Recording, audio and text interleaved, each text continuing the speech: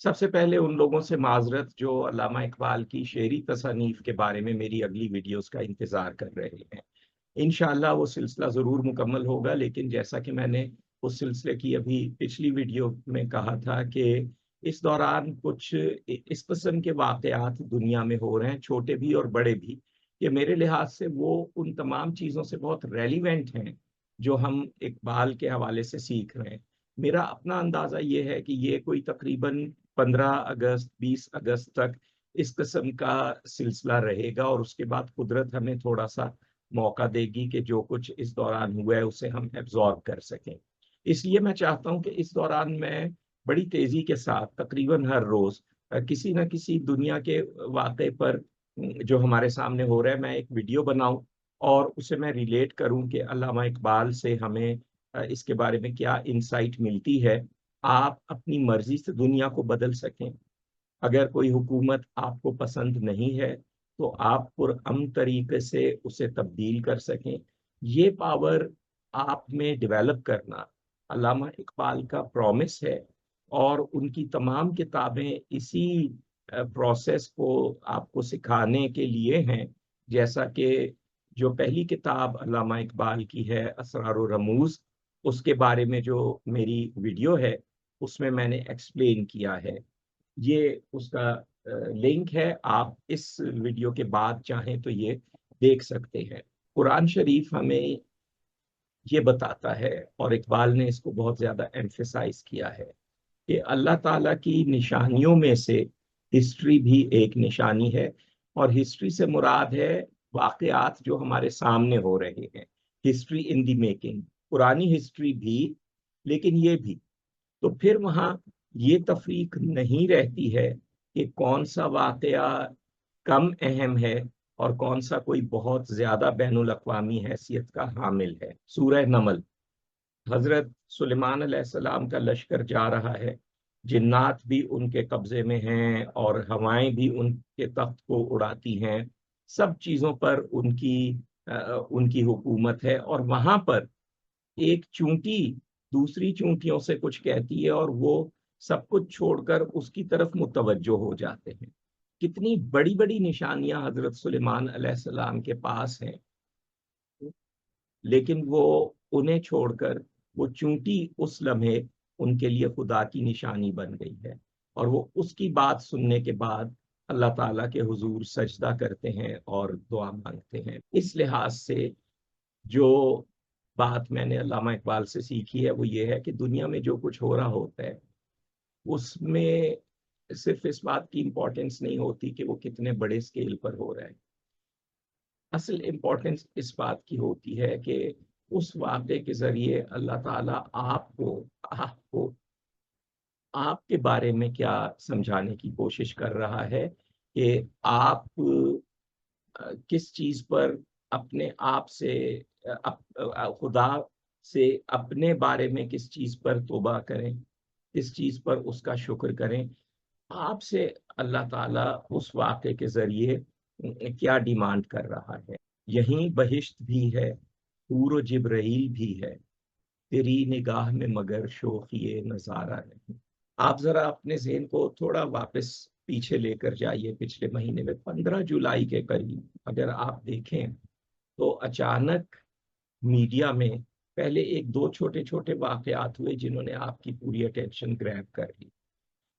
उसके बाद उन वाक़यात का हर रोज़ कोई ना कोई फ़ॉलो-अप आ रहा था और दरमियान में अचानक बड़े-बड़े बहुत सारे वाक़यात होने लगे और उनका भी हर वाक़े का फिर कोई फ़ॉलो-अप, उसमें ट्विस्ट एंड टर्न्स इस किस्म के जैसे कोई फ़िल्म लिख रहा हो, कुदरत खुद जैसे कोई फ़िल्म बना रही हो। खलीलुर रहमान कमर का वाक़या 15 जुलाई से शुरू होता है।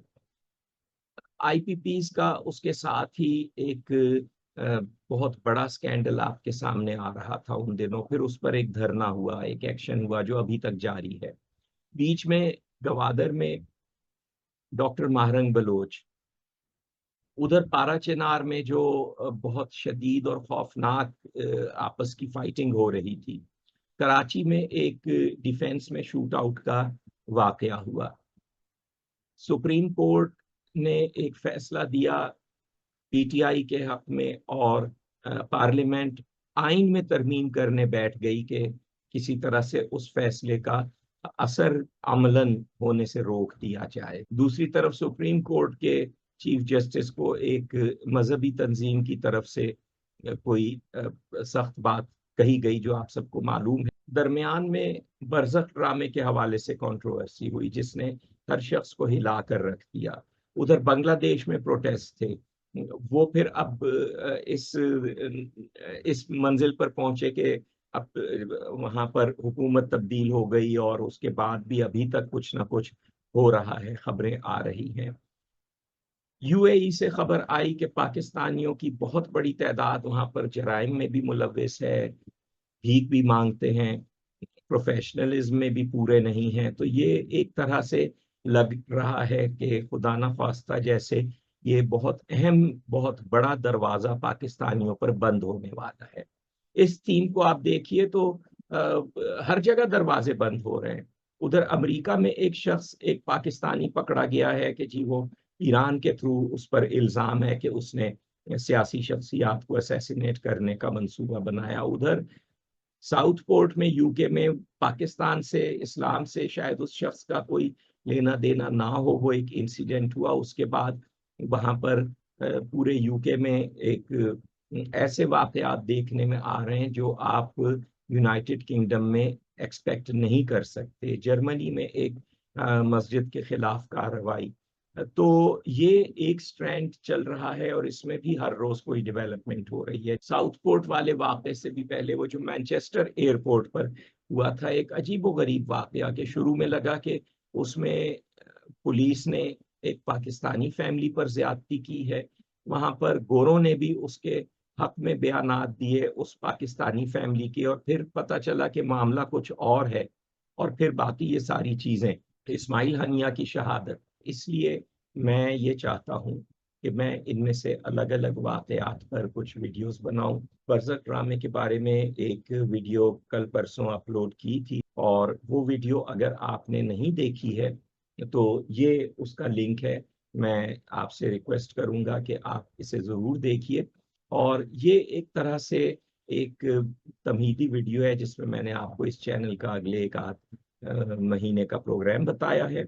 इंशाअल्लाह बीच में इकबाल की शायरी की वीडियोस भी कंटिन्यू होती रहेंगी, और ये वाली वीडियोस भी आती रहेंगी। और इनके पीछे अल्लामा इकबाल का जो हिस्ट्री के बारे में एक उनकी अप्रोच है, वो भी मैंने आपको बताई है। तो इसको आप इकबाल स्टडीज की एक वीडियो ही समझ लीजिए, और करंट अफेयर्स के बारे में भी, और इस चैनल का अगले एक महीने का स्केड्यूल भी। बहुत शुक्रिया।